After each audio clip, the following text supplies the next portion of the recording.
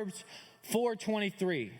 It says, guard your heart above all else, for it determines the course of your life. That's pretty powerful, right? The scriptures tell us to guard our hearts above all else. All of our decisions come from our heart, our thoughts, our motives, all those things. And we talked about Adam and Eve, remember? We talked about, that God gave he gave us an example on how he created human, right? He created Adam from the dust of the earth, and then he created Eve from one of Adam's ribs. We talked about the Garden of Eden. Does anybody want to take a jab at what happened in the garden last week? Yes, sir.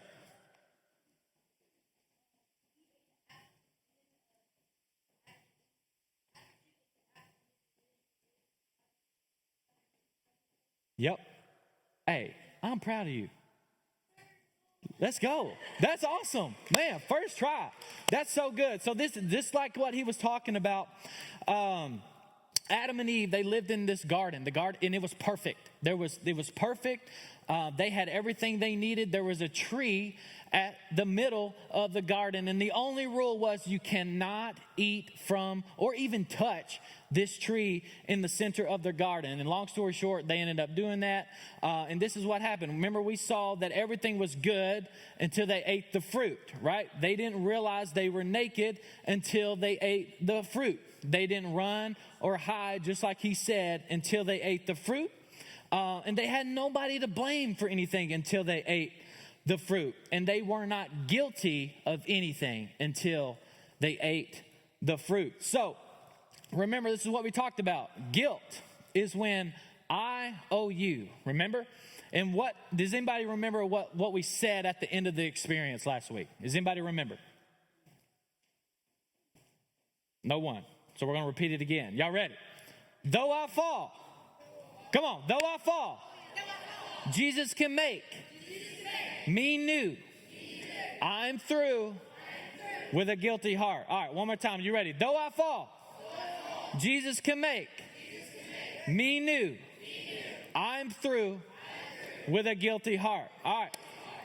So, hey, let's remember that, okay? Then anger is when you owe me. This is where we're going to settle in a little bit tonight. But the third one is greed, is when I owe me. And then jealousy is when we feel like God owes me. But tonight we're going to talk about anger. Anger. And question, what makes you mad? What makes you upset? People, okay. What you got? People not respecting God. Okay, that's cool. What we got? Let's go. Yes, sir. Toddlers. Bro, I got 3 toddlers. Or 2. Just kidding. E. Teachers make you mad, okay? Yes, sir. Rocky makes you mad? Is that what you said? Dang, boy, just like that. Oh, you got E. What? Gas? What'd you say? Cash. Like money? No, cash. Oh, this guy. Anybody else? Yes, sir. People. Nick. When I get a touchdown and then it gets called back. Oh, somebody held and got the touchdown called back. Hey, we good right here? You know what makes me mad? When people don't pay attention. All right. We good? Everybody good? Yes, ma'am. Oh, yes, sir. The vice principal. We're not going to ask what school you go to. One more. Got to be good. Yep. When people try to bring other people down. Okay, that's really good. You know what makes me mad sometimes? Actually, a lot. What makes me mad? I got to be honest. Is it cool if I'm being honest? Can I be honest in here? Is this a safe place? So what makes me mad sometimes is when people talk to me like I'm an idiot. I know I may act like an idiot. Look, me and Doug, we hang out a lot. Where's Doug? We hang out a lot. And guess what? We act like idiots. But if I'm being true, we're not idiots. We may look like idiots, may act like idiots, but we're not idiots. He's probably smarter than me. All right? But what I don't like is when somebody comes up to you and it's like, Taya, you know, that black hoodie you're wearing, that youth hoodie, does that make sense? Does that make sense? It's like, yes, it makes sense. I'm wearing a black hoodie. Or they tell you something, it's like, whatever, and then they just hit you with the, Well, 2 plus 2, does that make sense? Is equals 4. Does that make sense? What? 2 plus 2 is 4.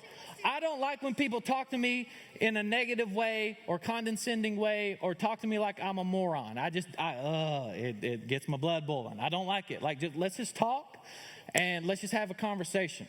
Don't talk to me like I'm an idiot. I might look like an idiot, but I'm not, I promise. It really gets on my nerves, and God is working on me, I promise. So, I don't like smart aleck people.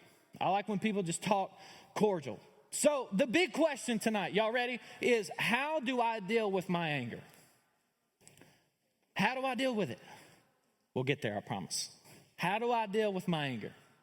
We get upset, right? People say things to us, we get mad, all these things. But how do I deal with it in a way that God wants me to deal with it? Remember we talked about last week, there's a healthy way to go about conflict. And there is. So last week we talked about the first time sin entered the world. And tonight we're going to continue this story and talk about when anger entered for the very first time. So everybody say, we're going to be mature. 1, 2, 3. Mature. Y'all did so awesome last week. Seriously, I'm super proud of you. But we're going to continue going. Genesis 4, verse 1. Mature. One more time. 1, 2, 3. Mature. Love it. All right, here we go. Now Adam had sexual relations with his wife, as you do, Eve, and she became pregnant. When she gave birth to Cain, she said, with the Lord's help, I have produced a man. Later, she gave birth to his brother and named him Abel. So Cain and Abel were Adam and Eve's son, and named him Abel. When they grew up, I don't know what's happening. When they grew up, Abel became a shepherd, while Cain cultivated the ground. Verse 3, when it was time for the harvest, Cain presented some of his crops. Underline that, circle it, some of his crops. This is going to be important. Cain presented some of his crops as a gift to the Lord. Abel also brought a gift. Check this out. The best portions of the firstborn lambs with his flock. Underline, circle, the best. Everybody say, the best. Portions of the firstborn lambs from his flock. The Lord accepted Abel and his gift. Verse 5, but he did not accept Cain and his gift. This made Cain very angry, and he looked dejected. He said, why are you so angry? The Lord asked Cain. Why do you look so dejected? You will be accepted if you do what is right. But if you refuse to do what is right, then watch out. Sin is crouching at the door, eager to control you, but you must subdue it and be its master. One day, Cain suggested to his brother, let's go out into the fields. And while they were in the field, Cain attacked his brother Abel and killed him. Verse 9, afterwards, the Lord asked Cain, where is your brother? Where is Abel? I don't know, Cain responded. Am I my brother's guardian? See, here's this sarcasm stuff we were talking about. But the Lord said, what have you done? Listen, Linda, your brother's blood cries out to me from the ground. Now you are cursed and banished from the ground, which has swallowed your brother's blood. No longer will the ground yield good crops for you, no matter how hard you work.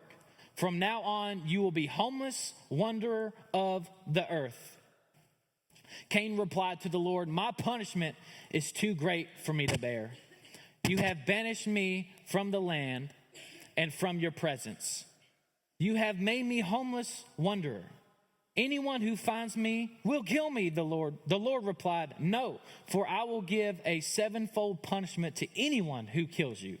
Then the Lord put a mark on Cain to warn anyone who might try to kill him. So Cain left the Lord's presence and settled in the land of Nod, east of Eden. Now there's a lot to unpack here, right? One thing that stuck out to me, was Cain's really bad attitude. He was a smart aleck. he knew exactly what he did, right? He knew all these things, and he was being a smart aleck towards God. Then what did he do? We talked about this. He started blaming somebody else. He blamed God for him being homeless. And it's like, no, bro, you killed your brother. This is your deal. But I wanted to point out something. Write this down. When we see an angry person, we see a hurt person. When we see someone who is angry, deep down at the core, they're hurting. And and if we do some self-reflection, when we get angry, why? Because, hey, we're hurt about something. When we see an angry person, we see a hurt person. Not 100% of the time, 10 out of 10 times, right? There is a reason why we behave the way we do. There's a reason why our friends behave the way they do. Whether it's a good reason or it's a bad reason, there is always a reason. There's a reason why someone's mad. But at the core of it, if we can dive just a little bit deeper, it's because they are hurting about something. And instead of just telling someone, I'm guilty at this, y'all, a lot of confession tonight. It is very easy for me to just tell somebody, oh, you'll be fine. Yeah, it's fine. Oh, it'll be okay. And try to encourage them. But sometimes it's more difficult to just pause and just sit in something for a little bit. And just sit and ask, well, and just break it down. Well, why? Or what happened? Truly be there. Another thing that stuck out to me in this text was, I asked myself this, why didn't God accept Cain's offer? And I did some digging on this. Y'all want to know why? I don't know. I have no idea. Like, I read some commentaries. It doesn't say. And the Bible never says why he didn't accept his offer. But this is what I do know. Proverbs 21:7. It says, the sacrifice of an evil person is detestable, especially when it is offered with the wrong motives. Now, I'm just going to put some context clues together. Based off what we read Cain didn't have a good attitude, now did he? So, it leads me to believe Cain, maybe, I'm not saying it is the reason, maybe, just maybe, Cain had the wrong motives. Maybe. That's what I'm saying. This is off what Proverbs says and the way that Cain acted, I'm kind of just putting some stuff together because we don't know. I read, and it never says why God didn't accept his offering. But this is what I want us to write down. Some of us might have the correct offering, but not the correct motives. I'm going to repeat that because that's good. Some of us might have the correct offering, but not the correct motives. I'm going to pick on musicians because I am a musician and I sing and I play on the worship band and I'm glad I get to be a part of that. But this is an easy one to talk about. God blesses you with a gift to sing. God blesses you with a gift maybe to speak. God blesses you with a gift to play an instrument. And you say all these things. Oh yeah, I want to join the worship band. And man, I want to lift up God. And then you have this motive of you just want to get exposure. You just want to get in front of people. You want this to be about yourself. And you have the wrong motives. Your offering was correct. You want to use your gifts to God, but your motives are completely off. Maybe you have a gift of speaking or encouraging or leadership. Man, Hitler, that guy had some influence, but he was an awful person. He used it for a terrible reason. He manipulated people. And a lot of times, the more I'm figuring out things, a lot of times the smarter people get, the more manipulative they get.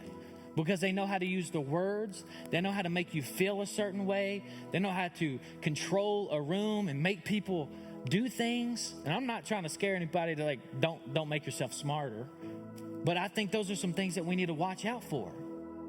Because we can use our gifts, our talents, all of those things for God, but it's really for you. And we have to check our motives. Just like our behavior changes with a guilty heart, remember, our behavior changes when we have an angry heart. Nobody but Jesus, when somebody may talk about your mom or whatever it is, and you just sit there and take it, right? I don't see a lot of people doing that. We get angry, right? Our emotions start getting at an all-time high. And then our behavior starts to change. So how can we control ourselves in maybe a high tense environment? This is what I heard. This is a cool story about Nick. Like you had the touchdown. This is what I heard. You had the touchdown, and man, you just kind of, I don't know. This is what I heard. Maybe you didn't. But if it's true, if what I heard was true, that's awesome. Hey, he could have yelled at whoever held. He could have did all these things. Y'all blew them mugs out like 46-3. Sorry, East, if you're in here, but daggone. My bad. 42, whatever. But you guys seeing what I'm saying? So there are two things. Pride. Anger and pride are best friends. Because at the core, they both believe they're right. You know what? Two powerful words that are extremely hard to say. I'm wrong. I messed up. What about I'm sorry? Well, I'm wrong. That's hard to say. Whoo! I'm wrong. Man, I missed the mark. Pride gets in the way. Genesis chapter 4, 6-7 shows us that when we refuse to do what is right, which is prideful, sin is eager to control us. We have to learn how to be the master over our sin. And just like how guilt separates, anger causes division. We separate ourselves from God when we sin and not do the right things. And not only do you separate yourself from God, you separate yourself from each other. You separate yourself from your friends, your co-workers if you have a job. It divides us. And can I tell you tonight, that's what the enemy wants to do. He don't want you to get along. No. He don't want you to reach people for Jesus. He don't want you to invite people to youth. He doesn't want any of that. The enemy is here to kill, steal, and destroy and divide, especially us Christians. He doesn't want it. He doesn't want that. He wants the division. Cain's decision is a clear reminder of how often we are aware of the right choice, but yet we choose to do what's wrong. Cain had an opportunity, and what did he do? He separated himself from God, and he ran. He ran away, all because he was too prideful to man up and deal with the situation. So, the big question tonight, if y'all remember, how do I deal with my anger?